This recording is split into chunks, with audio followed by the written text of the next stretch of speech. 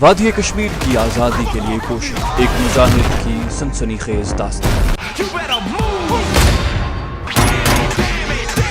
آپ کے لیے پیش خدمت ہے مشن کشمیر۔ پانچوں تخریب کاروں کو لاہور میں متعین بھارتی تخریب کار سمیت میں نے موت کے گھاٹ اتار دیا تھا اور کسی کو کانوں کان خبر نہ ہوئی تھی۔ اب سب سے مشکل مرحلہ آگے آ رہا تھا۔ وہ مرحلہ یہ تھا کہ اگر میں دلی کے قلعے والے تخریب کار ٹریننگ سینٹر میں گیا تو سینٹر کے چیف کو کیا بتاؤں گا کہ میرے ساتھیوں کا کیا انجام ہوا، اگر وہ مارے گئے تو کیسے مارے گئے، کس نے انہیں مارا، اور اگر وہ مارے گئے تو میں کیسے زندہ بچ گیا۔ ضروری امر تھا کہ انہیں مجھ پر شک پڑتا کہ کہیں پاکستان کا جاسوس تو نہیں ہوں۔ اس سلسلے میں پروفیسر اور گل خان سے مشورہ بہت ضروری تھا۔ جب ذرا دن چڑھا تو میں نے بستی نظام الدین کے گیٹ کے قریب جو ٹیلی فون بوتھ تھا وہاں سے گل خان کو فون کیا اور اسے کوڈ الفاظ میں بتایا کہ میں آ گیا ہوں۔ گل خان نے کہا کہ وہ پہنچ رہا ہے۔ 1 گھنٹے بعد گل خان اور پروفیسر جمشید دونوں میرے پاس پہنچ چکے۔ میں نے انہیں ساری روداد سنائی تو وہ سوچ میں پڑ گئے۔ پروفیسر اینک کے شیشے صاف کر رہا تھا، کہنے لگا تم نے سب کچھ جلدی میں کیا ہے۔ میں سمجھتا ہوں کہ تمہیں ان کے ساتھ پاکستان چلے جانا چاہیے تھا۔ اگر پاکستان جا کر تم انہیں ہلاک کرتے تو بات سمجھ میں آ سکتی تھی۔ اب معاملہ مشکوک ہو گیا ہے۔ گل خان نے بھی پروفیسر کی تائید کی۔ میں نے کہا اگر میں ان کے ساتھ پاکستان چلا جاتا تو انہیں ہلاک کرنے کے بعد مجھے واپس آنے میں مشکل پیش آ سکتی تھی۔ پاکستان کا بارڈر کراس کرنا اتنا آسان نہیں تھا۔ پروفیسر جمشید نے گل خان کو مخاطب کر کے کہا، گل خان اب جو ہونا تھا وہ ہو گیا ہے۔ تم یہ بتاؤ کہ اس کا واپس ان لوگوں کے پاس جانا مناسب رہے گا جنہوں نے اسے پارٹی کے ساتھ تخریب کاری کے واسطے پاکستان بھیجا تھا۔ گل خان تھوڑی دیر غور کرتا رہا، پھر کہنے لگا میرا تو خیال ہے کہ اسے ان کے پاس نہیں جانا چاہیے۔ چاہے کیسی ہی کہانی گھڑ کر انہیں کیوں نہ سنائے، ان لوگوں کو شک پڑنا ضروری ہے۔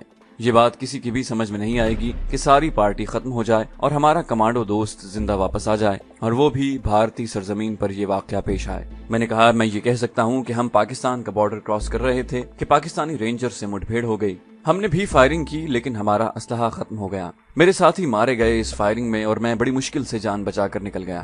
پروفیسر نے کہا میرا خیال ہے لکشمی دیال بڑا کائنیا آدمی ہے، وہ تمہاری کہانی پر کبھی یقین نہیں کرے گا۔ میں تو تمہیں یہی مشورہ دوں گا کہ اب تخریب کاروں کے ٹریننگ سینٹر کو بھول جاؤ۔ میں نے اس پر اعتراض کرتے ہوئے کہا لیکن پروفیسر برائی کی جڑ تو اپنی جگہ قائم ہے۔ میں نے آج ان کے 5 تخریب کار ہلاک کیے ہیں تو کل وہاں سے مزید 5 تخریب کار تیار ہو کر پاکستان سمگل کر دیے جائیں گے۔ میں تو برائی کی جڑ کو کاٹنا چاہتا ہوں۔ میں اس ٹریننگ سینٹر کے اس کے چیف لکشمی دیال اور انسٹرکٹر کالی داس سمیت بم سے اڑا دینا چاہتا ہوں۔ نہ رہے بانس نہ بجے بانسری۔ گل خان بولا میرا خیال ہے تم ایک بار تخریب کاروں کے ٹریننگ سینٹر ضرور جاؤ، نہیں جاؤ گے تو لکشمی دیال اور رحیم بخش کے آگے میری پوزیشن خراب ہونے کا اندیشہ ہے، کیونکہ اس متعصب مسلمان رحیم بخش نے تمہیں میری سفارش پر بھرتی کروایا تھا۔ ایک بار تم جا کر وہاں جو ڈرامہ کرنا ہے ضرور کرو، اس طرح میری پوزیشن تھوڑی محفوظ ہو جائے گی۔ اگر لکشمی دیال اور کالی داس نے واقعی تمہاری کہانی پر یقین کر لیا تو اس کے بعد تم بے شک ٹریننگ سینٹر کو بم سے اڑا کر روپوش ہو جاؤ۔ یہی تو میں بھی چاہتا تھا۔ میں نے گل خان کی بات کی تائید کرتے ہوئے کہا۔ گل خان نے اس سلسلے میں پروفیسر جمشید سے مشورہ مانگا تو وہ آنکھوں پر اینک جماتے ہوئے کہنے لگا ٹھیک ہے یہ ڈرامہ کرنا میرے خیال میں ضروری ہو گیا ہے۔ گل خان نے مجھے کہا تو پھر تمہیں دیر نہیں کرنی چاہیے، تم ابھی وہاں چلے جاؤ۔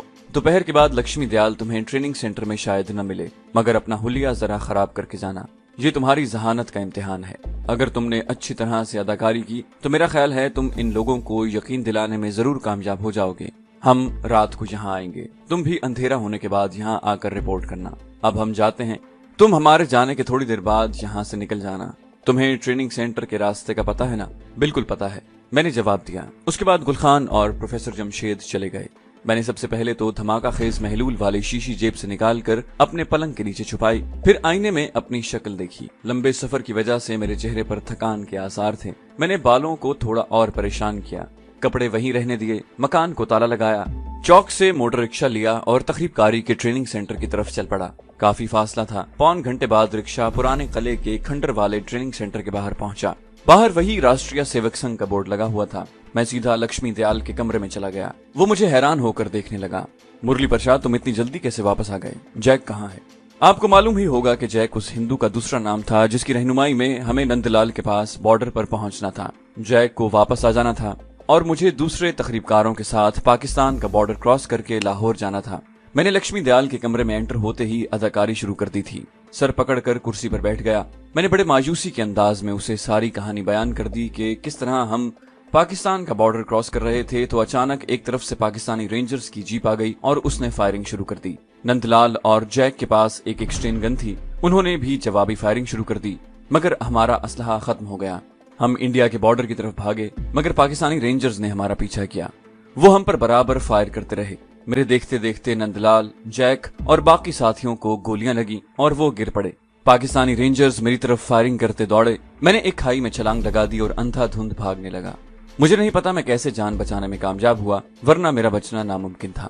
खाई से निकलकर जम्मू की तरफ मुंह करके दौड़ता चला गया। इंडिया के बॉर्डर में दाखिल होकर जान में जान आई। मैंने गहरी आह भरकर कहा, मुझे अपने साथियों की मौत का बड़ा दुख है, काश मैं भी उनके साथ ही मर जाता। और यकीन करें, मैं थोड़ी सी कोशिश के बाद आंखों से आंसू जारी करने में कामयाब हो गया। इस दौरान वहाँ इंस्ट्रक्टर कालिदास भी आ गया था। दोनों मेरी मनगढ़ंत कहानी बड़े गौर से सुन रहे थे। मैं साथ साथ उनके चेहरे का भी जायजा लेता। उनके चेहरों पर किसी किस्म का तासुर नहीं था, बिल्कुल सपाट चेहरे हो गए थे। कभी मुझे महसूस होता कि इन्हें मेरी कहानी पर पूरा यकीन है, किसी वक्त लगता कि ये मेरी कहानी को महज एक ड्रामा समझ रहे हैं। मैंने हाथ बांधकर अदाकारी करते हुए कहा, सर मैं आपका दोषी हूँ। मेरा कसूर यह है कि मैं अपने साथियों के साथ नहीं मरा। मेरे प्यारे साथी स्वर्गवास हो गए हैं और मैं जिंदा वहाँ से भाग आया हूँ, मगर मेरे पास कोई असलहा नहीं था। मैं पाकिस्तानी रेंजर्स की फायरिंग का मुकाबला नहीं कर सकता था। मैं आपके सामने पेश हो गया हूँ। अब आपकी मर्जी है, मुझे जो चाहे सजा दें, मुझे कोई एतराज नहीं होगा। अगर आप मुझे शूट करना चाहते हैं तो बेशक शूट करें। मैं अपने प्यारे साथियों की मौत के बाद खुद भी जिंदा नहीं रहना चाहता। और मैं बात खत्म करने के बाद हाथों में चेहरा छुपाकर फूट फूट कर रोने लगा। उस वक्त मुझे अपनी प्यारी बहन याद आ गई थी, जिसको 1947 में एक सिख ने तलवार मारकर शहीद कर दिया था। मेरी आंखों से सिर्फ अपनी बहन को याद करके आंसू जारी थे। लक्ष्मी दयाल कुर्सी छोड़कर मेरे करीब आकर साथ वाली कुर्सी पर बैठ गया और मेरे कांधे को थपथपाते हुए बोला, मुरली प्रसाद, जो होना था हो गया है। अब रोने से तो वो लोग वापस नहीं आ जाएंगे। इस किस्म के वाकयात तो हमारे साथ होते ही रहते हैं। अब तुम अगले मिशन की तैयारी करो। मैंने रुमाल से आंखें पोंछते हुए कहा, सर मैं बिल्कुल तैयार हूँ। मुझे हुक्म दिया जाए कि अगला मिशन कब रवाना होगा। मैं सबसे पहले पाकिस्तान का बॉर्डर क्रॉस करूंगा। इस पर तकरीबकारों का मुतासिब हिंदू इंस्ट्रक्टर कालिदास बोला, अभी तुम ऊपर वाले कमरे में जाकर नहा धोकर आराम करो। रात को तुम्हें अगले मिशन के बारे में तफसील से बताया जाएगा। मैं दिल में बेहद खुश भी हुआ और मुतमईन भी कि मेरी अदाकारी कामयाब साबित हुई है और जिस बात का खतरा था वो टल गया है। मैं किले की दूसरी मंजिल पर एक कमरे में आ गया, जहाँ पानी के नल के नीचे नहाने के लिए बाल्टी डोंगा पड़ा था। मैं नहाकर ताजा दम हो गया। इतने में इंस्ट्रक्टर कालिदास ऊपर मेरे पास आ गया। उसने मुझे जेब से सिगरेट निकाल कर दिया। कहने लगा, 2 साल पहले भी इसी तरह पाकिस्तानी रेंजर्स के साथ झड़प में हमारी पार्टी के 7 आदमी मारे गए थे। ये तो होता ही रहता है। कभी पूरी की पूरी पार्टी बॉर्डर क्रॉस कर जाती है और कभी बॉर्डर क्रॉस करवाने वाले तजुर्बेकार गाइड के होते हुए भी अचानक बॉर्डर फोर्स से मुठभेड़ हो जाती है और हमारे आदमी कुछ मारे जाते हैं, कुछ भाग कर वापस आ जाते हैं। मैंने कालिदास को अपनी पार्टी की पाकिस्तानी रेंजर्स के साथ झड़प की झूठी कहानी बड़ी तफसील के साथ सुनाई। वो बड़े गौर से सुनता रहा, फिर बोला, बिल्कुल ऐसा ही होता है भैया। तुम तो पहली दफा बॉर्डर क्रॉस कर रहे थे, हम तो अपने तकरीबकार पाकिस्तान भेजते ही रहते हैं। उस वक्त मैंने दिल में बाकायदा तय कर लिया कि अब इन लोगों को जिंदा नहीं छोड़ूंगा, क्योंकि ये लोग पाकिस्तान के बड़े खतरनाक दुश्मन हैं। ऐसे दुश्मन जो पाकिस्तान के शहरों में अपने तकरीबकार भेजने से कभी बाज नहीं आएंगे। मुझे मालूम ही नहीं था कि मैं क्या स्कीम बना रहा हूँ और इन लोगों ने मेरे खिलाफ क्या स्कीम तैयार कर रखी है। कालिदास जाने लगा तो बोला, तुम नीचे रसोई में जाकर भोजन कर लो, उसके बाद तुम्हें अगली पार्टी के लीडर से मुलाकात करवाऊंगा। मैं नीचे रसोई में आ गया, जहाँ एक हिंदू बावर्ची गरम गरम फुलके बना रहा था। एक पतीले में दाल थी। मैंने वहीं बैठकर खाना खाया, जेब से सिगरेट निकाल कर पीने लगा। फिर ऊपर उसी कमरे में आकर चारपाई पर लेट गया। इतने दिनों से सफर करता आया था, मेरी आंख लग गई। जब जागा तो कमरे की बत्ती जल रही थी और कालिदास इंस्ट्रक्टर मुझे आहिस्ता आहिस्ता हाथ हिलाकर जगा रहा था। मुरली प्रसाद उठो। जी महाराज। मैं जल्दी से उठकर बैठ गया। कालिदास मुस्कुराया, कहने लगा, नीचे आओ, तुम्हें नई पार्टी के लीडर से मिलाऊंगा। मैं उठकर उसके साथ हो गया। मैंने सीढ़ियां उतरते हुए पूछा, ये पार्टी पाकिस्तान कब जा रही है? मैं बड़ा खुश था कि एक और तकरीबकार पार्टी को नीस्तो नाबूद करने का मौका मिल रहा होगा। कुछ नहीं तो इस पार्टी में 4-5 हिंदू तकरीबकार तो जरूर होंगे। कालिदास बोला, तुम्हारे समेत 4 आदमी होंगे, मगर इस बार तुम अमृतसर अट्टारी वाले बॉर्डर से पाकिस्तान में दाखिल होगे। ठीक है सर। वो मुझे तकरीबकारी के ट्रेनिंग सेंटर के चीफ लक्ष्मी दयाल के कमरे में ले आया। वो चाय पी रहा था। उसने मुझे चाय बना कर दी और बड़े राजदाराना अंदाज में कहने लगा, तुम्हारे साथ 3 और आदमी होंगे। ये बड़े पुराने स्मगलर हैं और बॉर्डर क्रॉस करते रहते हैं। इस बार ये पाकिस्तान में हमारे लिए बमों के धमाके करने जा रहे हैं। हम इन्हें भारी रकम अदा कर रहे हैं। वैसे भी चूंकि वो हमारी तरह हिंदू हैं, इसीलिए पाकिस्तान के खिलाफ तकरीबकारी पर बड़ी आसानी से तैयार हो गए हैं। इसके बावजूद हम उन्हें मुआवजा भी देंगे। तुम इस पार्टी के लीडर होगे। मैं दिल में बेहद खुश हुआ कि ये लोग मुझ पर किस कदर एतमाद कर रहे हैं। मेरी अदाकारी वाकई काम कर गई थी। मैंने कहा, सर आपका धन्यवाद हो। मैं यकीन दिलाता हूँ कि इस बार पाकिस्तान जाकर वो तबाही मचाऊंगा कि वहाँ के लोग मुद्दतों याद करेंगे। लक्ष्मी दयाल ने कालिदास की तरफ मुस्कुरा कर देखा। कालिदास, हमें ऐसे जवान चाहिए जो शिवाजी मरहट्टे का रोल अदा कर सकें। वो मेरी तरफ मुतवज्जह होकर बोला, तीनों आदमी रात को यहाँ पहुँच जाएंगे। तुम्हारी पार्टी रात के ठीक 12 बजे यहाँ से एक खास ट्रक में अमृतसर की तरफ रवाना होगी। रेलगाड़ी में हम तुम्हें इसलिए नहीं भेज रहे कि हम इस मिशन को खुफिया रखना चाहते हैं। अमृतसर से तुम्हें एक गाँव में ले जाया जाएगा, वहाँ तुम्हें ट्रक छोड़कर वापस आ जाएगा। आगे एक सिख स्मगलर तुम लोगों को एक खास जगह से बॉर्डर क्रॉस करवाएगा और पाकिस्तान के अंदर एक खुफिया जगह पर ले जाएगा, जहां हमारा आदमी तुम्हें बताएगा कि तुम लोगों ने पाकिस्तान के किस किस शहर में बमों के धमाके करने हैं। कोई सवाल पूछना है तो पूछ सकते हो। मैंने कहा, सर सब ठीक है, मैं तो अभी रवाना होने के लिए तैयार हूँ। लक्ष्मी दयाल उठकर मेरे पास आया, मेरे शाने को सहलाते हुए बोला, शाबाश, हमें तुम्हारे जैसे अग्रवादी और पाकिस्तान के दुश्मन चाहिए। अब तुम जाकर आराम करो, जब वो आदमी आएंगे तो तुम्हें बुला लिया जाएगा। मैं नमस्कार करके ऊपर कमरे में आ गया। ये सोचकर खुश हो रहा था कि मुझे एक बार फिर पाकिस्तान के दुश्मनों को मौत के घाट उतारने का मौका मिल रहा है। अफसोस इस बात का था कि मेरे पास धमाका खेज महलूल की शीशी नहीं थी। इस दफा मुझे उन लोगों को दूसरी तरह से हलाक करना था। मेरे लिए ये कोई मुश्किल बात नहीं थी। एक तजुर्बेकार कमांडो के पास अपने दुश्मन को हलाक करने के वास्ते कई तरीके होते हैं। मैं सिगरेट पीता और सोचता रहा इस बार इन तखरीबकारों को किस तरह हलाक करूंगा। इतने में इंस्ट्रक्टर कालिदास भी आ गया। वो मुझसे हमारे नए मिशन और नई पार्टी के आदमियों के बारे में बातें करने लगा। उसने मुझे खास तौर पर कहा, मुरली प्रसाद, तुम्हारे साथ जो आदमी जा रहे हैं ये लोग पेशावर स्मगलर हैं, तुम्हें इन पर निगाह रखनी होगी। पाकिस्तान पहुंचकर उन लोगों को अकेला नहीं छोड़ना, अपनी निगरानी में उनसे बम लगवाना। मैंने बड़ी शान से कहा, सर आप फिक्र ही न करें, मैं उनकी पूरी निगरानी करूंगा और उन पर कड़ी निगाह रखूंगा, हर एक से उसकी ड्यूटी पूरी लूंगा। शाबाश। कालिदास ने वहीं चाय मंगवा ली। हम चाय पीते और बातें करते रहे। कालिदास कहने लगा, तुम इस बार पहला बम का धमाका लाहौर के रेलवे स्टेशन पर करोगे। हमने ग्वाल मंडी में बम धमाके का प्रोग्राम तब्दील कर दिया है, वहाँ तुम 2 दिन बाद धमाका करोगे। मैंने बड़े मसनूई जोश के साथ कहा, सर मैं तो सबसे पहले ग्वाल मंडी में धमाका करना चाहता था, क्योंकि वहीं मेरे माता पिता जलकर मर गए थे। कालिदास ने मेरी बात को टोक कर कहा, मर गए थे न कहो, स्वर्गवास हो गए थे कहा करो। फौरन मुझे अपनी गलती का एहसास हो गया। मैं असल में मुसलमान था, अगरचे मैंने हिंदू का रूप धार रखा था, मगर मैं बोलते वक्त इन लोगों के खास खास मौके पर बोले जाने वाले अल्फाज भूल जाता। मैंने जल्दी से कहा, स्वर्गवास हो गए थे। इस तरह अपने नए मिशन पर गुफ्तगू करते रात के 11:30 बज गए। नीचे से एक आदमी ने आकर इत्तला दी कि बाहर से 3 मेहमान आ गए हैं। कालिदास बोला, जल्दी से नीचे आओ, कोई खास चीज साथ ले जानी है तो वो भी ले लो, तुम्हें यहीं से अमृतसर अट्टारी बॉर्डर की तरफ रवाना होना है। नीचे लक्ष्मी दयाल के कमरे में 3 देहाती किस्म के आदमी बैठे थे। मैंने उन्हें प्रणाम किया। लक्ष्मी दयाल ने उनका तारुफ करवाते हुए कहा, मुरली प्रसाद ये तुम्हारी पार्टी के आदमी हैं। फिर उसने उन सब के बारी बारी नाम बताए। सब ने मुझे हाथ जोड़कर प्रणाम किया। लक्ष्मी दयाल उन्हें समझाने लगा, मुरली प्रसाद तुम्हारा पार्टी लीडर होगा, तुम्हें इसकी हर बात, इसका हर हुक्म मानना होगा, जैसे ये कहेगा तुम वैसे ही करोगे। तीनों आदमियों ने सर हिलाते हुए बारी बारी कहा, साहब हम वैसा ही करेंगे जैसा ये लीडर हमें बताएगा।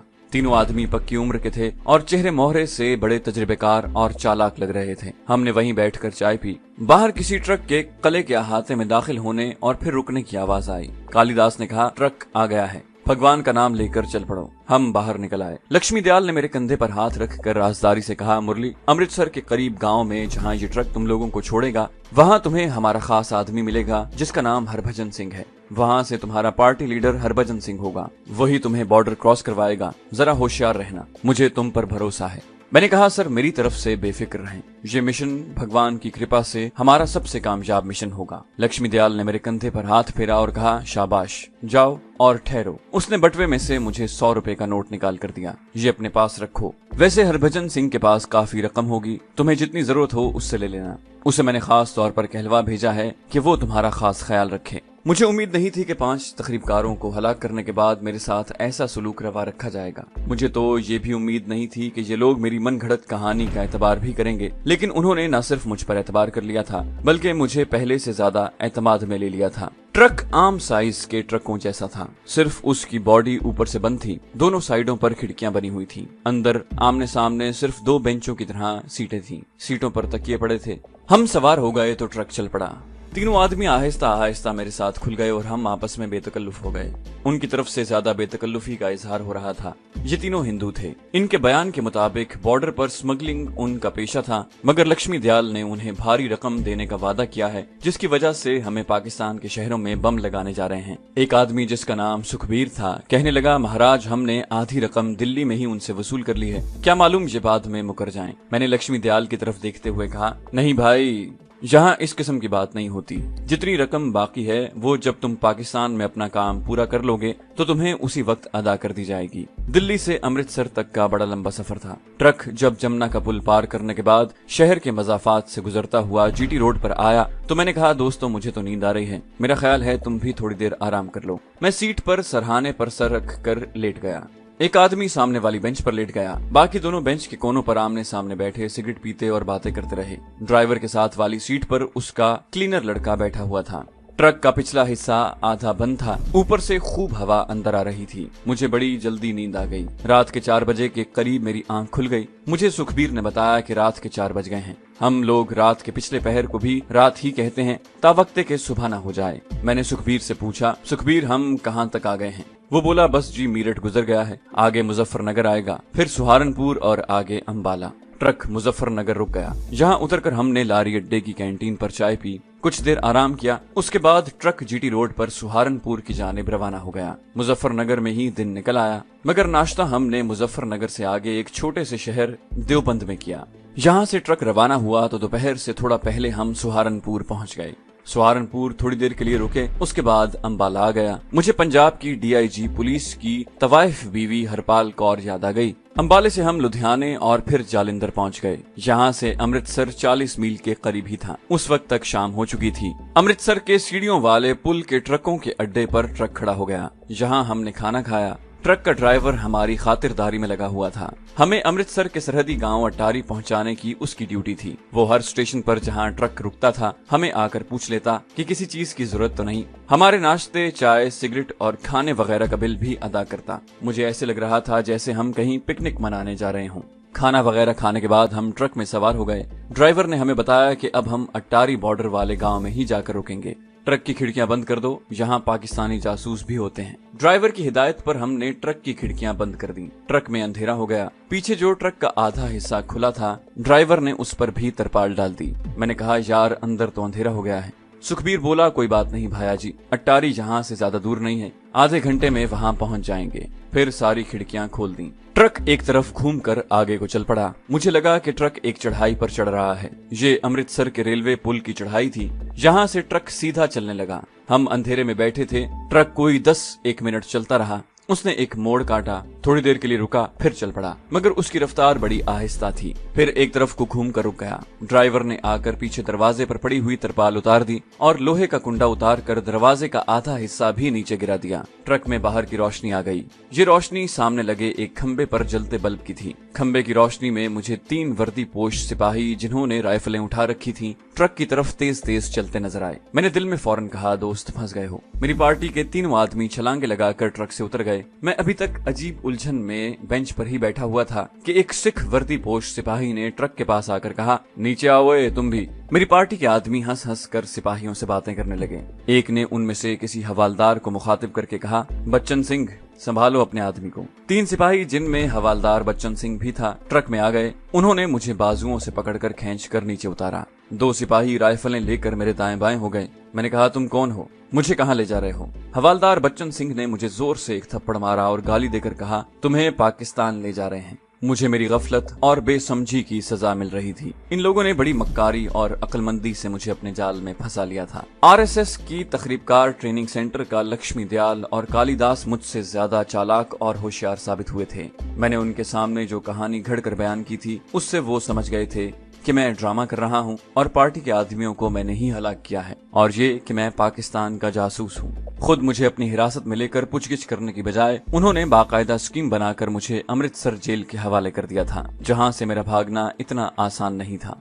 जो हकायक मुझे बाद में मालूम हुए उनकी थोड़ी सी झलक आपके सामने बयान करते चलें। इंडिया के मशरकी पंजाब में 7 जेल खाने अपनी बर्बरियत और पाकिस्तानी शहरियों के साथ गैर इंसानी दरिंदों जैसा सलूक करने में सबसे ज्यादा मशहूर हैं। इनमें नाबका, फिरोजपुर, गुरदासपुर, अमृतसर, जालंधर, पटियाला और लुधियाना के जेल खाने हैं। इन जेल खानों में बड़ा जालिम अमला रखा जाता है। इन जेलों में जराइम पेशा कातिल और डाकुओं के साथ इन पाकिस्तानियों को भी कैद रखा जाता है जिन्हें भारत में वीजे की मुद्दत गुजर जाने के बाद पकड़ लिया जाता है, या बॉर्डर पर कोई देहाती भूलकर इंडिया के बॉर्डर वाले किसी खेत में दाखिल हो जाता है तो उसे भी पकड़कर उनमें से किसी जेल में डाल दिया जाता है। उन सब पर यही इल्जाम लगाया जाता है कि वो पाकिस्तान के जासूस हैं। आज भी इन जेलों में ऐसे कितने ही बेगुनाह पाकिस्तानी शहरी तशद्दुद और कैदोबंद की सऊबतें बर्दाश्त कर रहे हैं और उनका कोई पुरसाने हाल या वाली वारिस नहीं। ऐसे भी पाकिस्तानी हैं जिन्हें उनके कुंबों के साथ पकड़ लिया गया। इन जेलों में मासूम पाकिस्तानी बच्चे भी अपनी माओं के साथ कैद हैं। उनको रोज मारा पीटा जाता है और उनसे सिर्फ एक ही सवाल पूछा जाता है, बताओ भारत में और कितने पाकिस्तानी जासूस हैं। इन बेगुनाह पाकिस्तानियों के पास इस सवाल का कोई जवाब नहीं होता, चुनाचे उन पर हौलनाक तशद्दुद किया जाता है और उनमें से कोई पाकिस्तानी तशद्दुद से हलाक हो जाता है तो उसे वहीं गड्ढा खोद कर दबा दिया जाता है।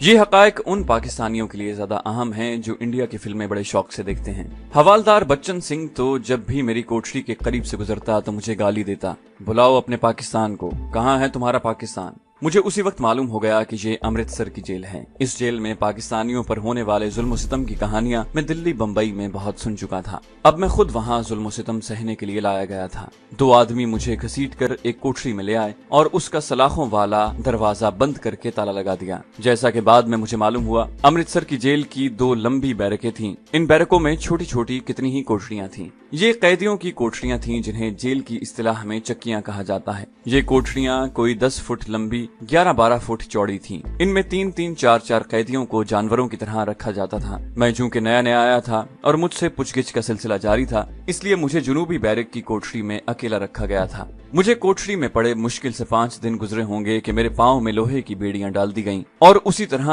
उठाकर जेल के सुप्रिटेंडेंट के ऑफिस में ले जाया गया, जिसके कमरे के बाहर SSP लिखा हुआ था। अंदर जाकर देखा कि वो एक सिख था जिसकी आंखें लोमड़ी की आंखों की मुशाबहत रखती थीं। उसने सिपाहियों को एक तरफ खड़े होने का इशारा किया और 10-15 सेकंड तक घूरने के बाद कहने लगा, यहाँ भारत में और कौन कौन से पाकिस्तानी जासूस हैं। मैंने साफ इनकार करते हुए कहा, मैं पाकिस्तानी जासूस नहीं हूँ। इस सुप्रिटेंडेंट का पूरा नाम सुखविंदर सिंह दुग्गल था। उसने एक ऐसी बात कह दी जिससे मेरे अंदर हौसला पैदा हो गया। कहने लगा, तुम्हें शर्म आनी चाहिए कि हिंदू होकर पाकिस्तान के लिए जासूसी करते हो। इसका मतलब था कि ये लोग मुझे हिंदू ही समझ रहे थे। मैंने बड़े एतमाद के साथ कहा, सरदार साहब, इन लोगों को मेरे बारे में गलत रिपोर्ट मिली है। मैं देशभक्त हूँ, इसलिए पाकिस्तान के शहरों में बम लगाने जा रहा था। दुग्गल सिंह इस दौरान टिकटिकी बांधे मुझे देखता रहा। कहने लगा, मगर तुमने तो अपनी पार्टी के सारे आदमियों को मार डाला, हिंदू होकर तुमने ऐसा क्यों किया।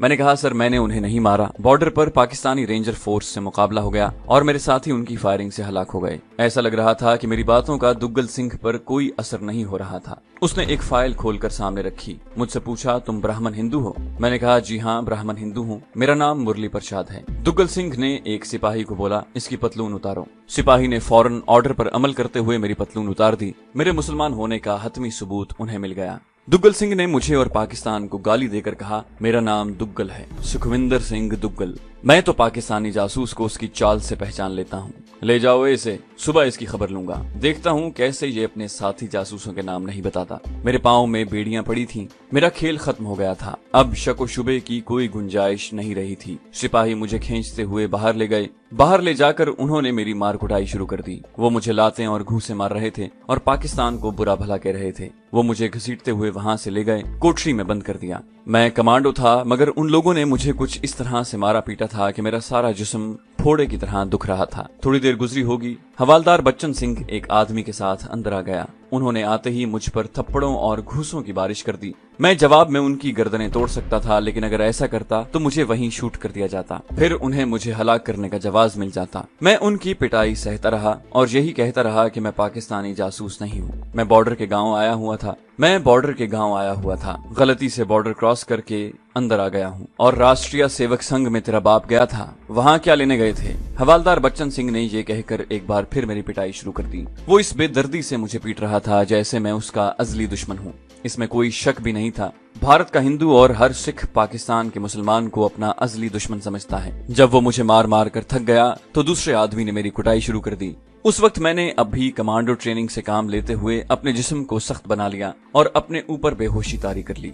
मेरा जिस्म बेहिस हो गया था, मगर मैं पूरी तरह से होश में था और इन लोगों को नीम व आंखों से देख रहा था। मुझे फर्श पर बेहिस पड़ा देखकर वो लोग रुक गए। जो आदमी मुझे पीट रहा था उसने कहा, हवालदार, ये तो मर गया है। और नहीं ओए, इसे अभी नहीं मारना, इसे दूसरे पाकिस्तानी जासूसों का पूछ कर मारना है। उन्होंने मेरी नब्ज देखी और मुझे वहीं छोड़कर चले गए। सारी रात मैंने जगह जगह से दर्द करते जिस्म की अजियत बर्दाश्त करते गुजार दी। सुबह हुई तो मुझे कोठरी से निकाल कर एक दूसरी कोठरी में पहुंचा दिया गया।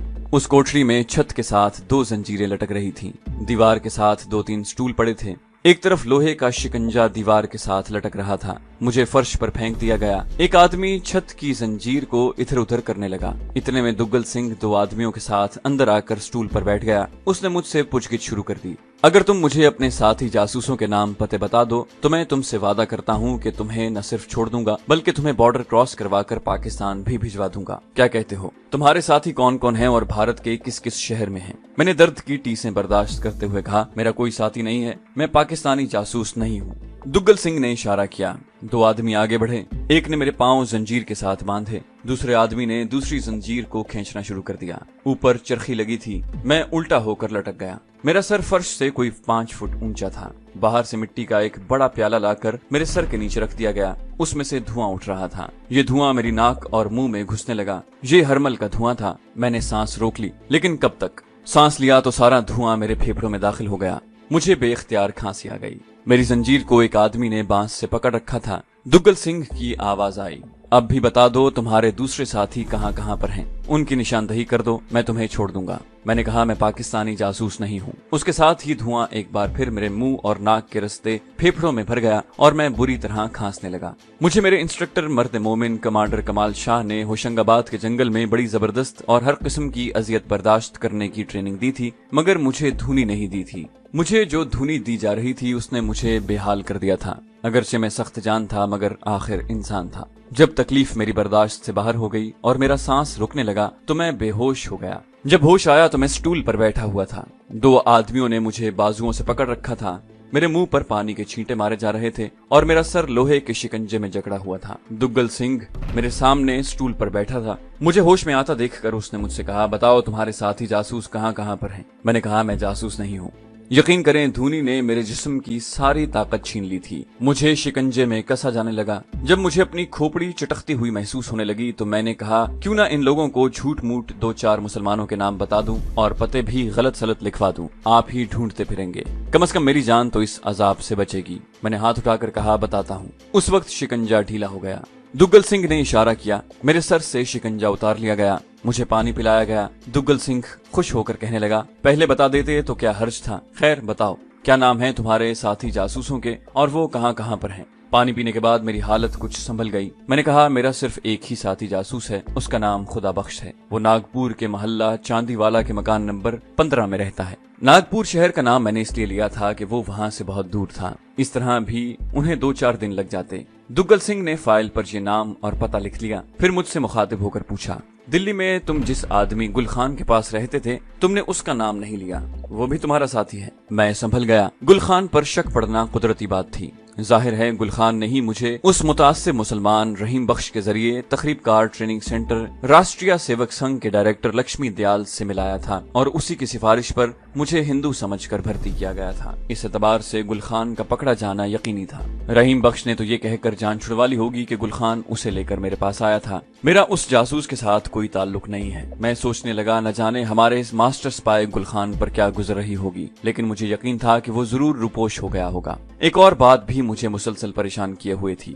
इन लोगों को अभी मेरे साबिका रिकॉर्ड का इल्म नहीं हुआ था। उन्हें बिल्कुल इल्म नहीं हो सका था कि मैं वही कमांडो हूँ जिसने भोपाल लाइन पर असलहे से भरी हुई फौजी ट्रेन और द्वारका फोर्ट का फौजी गोला बारूद का जखीरा उड़ाया था और राजस्थान के एटमी सेंटर में भी मैंने ही धमाका किया था। ये मेरी खुशकिस्मती थी। लक्ष्मी दयाल ने मुझे दिल्ली पुलिस के हवाले करने की बजाय रातों रात अमृतसर की जेल में रवाना कर दिया था। इसकी वजह मुझे बाद में मालूम हुई और वो ये थी कि दुग्गल सिंह लक्ष्मी दयाल का दोस्त था और वो चाहता था कि अमृतसर जेल में मुझे टॉर्चर करके मुझसे दूसरे पाकिस्तानी जासूसों के बारे में मालूमात हासिल की जाएं। अगर वो मुझे दिल्ली पुलिस के हवाले कर देता तो ऐन मुमकिन था कि मेरा साबिका गुजरात का रिकॉर्ड भी पहुंच जाता और फिर मुझे मिलिट्री इंटेलिजेंस के हवाले कर दिया जाता और इंडिया की मिलिट्री इंटेलिजेंस के हाथों मेरा जिंदा बचना मुश्किल था। मैंने गुल खान के बारे में दुग्गल सिंह सुपरिटेंडेंट अमृतसर जेल के सवाल का जवाब देते हुए कहा, वो मेरा साथी नहीं है। मैं उसके आगे अपने आप को हिंदू जाहिर करके उसके यहाँ सिर्फ 2-4 दिन ठहरा हुआ था, क्योंकि मुझे मालूम था कि उसके राष्ट्रीय सेवक संघ के साथ ताल्लुकात हैं और उसकी सिफारिश से मैं उसमें भर्ती हो सकता हूँ। दुग्गल सिंह ने कहा, इस मामले की तफ्तीश बाद में होगी, पहले तुमने मुझे जो नाम बताया है उसकी तस्दीक हो जाए। याद रखो, अगर तुमने गलत नाम बताया है तो तुम्हें उस कोठरी में फांसी पर लटका दिया जाएगा। मैं सर झुकाकर खामोश हो गया। मुझे पहले वाली मेरी कोठरी में वापस डाल दिया गया। तो दोस्तों, ये थी हमारी आज की एपिसोड। उम्मीद करते हैं आपको हमारी कहानी पसंद आई होगी। जाने से पहले इस वीडियो को लाइक कीजिए और शेयर करना मत भूलिए। कमेंट करके हमें बताइए कि आपको हमारी वीडियो कैसी लगी, और अगर अभी तक आपने इस चैनल को सब्सक्राइब नहीं किया तो इसे सब्सक्राइब कीजिए और बेल आइकन दबाकर ऑल नोटिफिकेशंस ऑन कर लीजिए।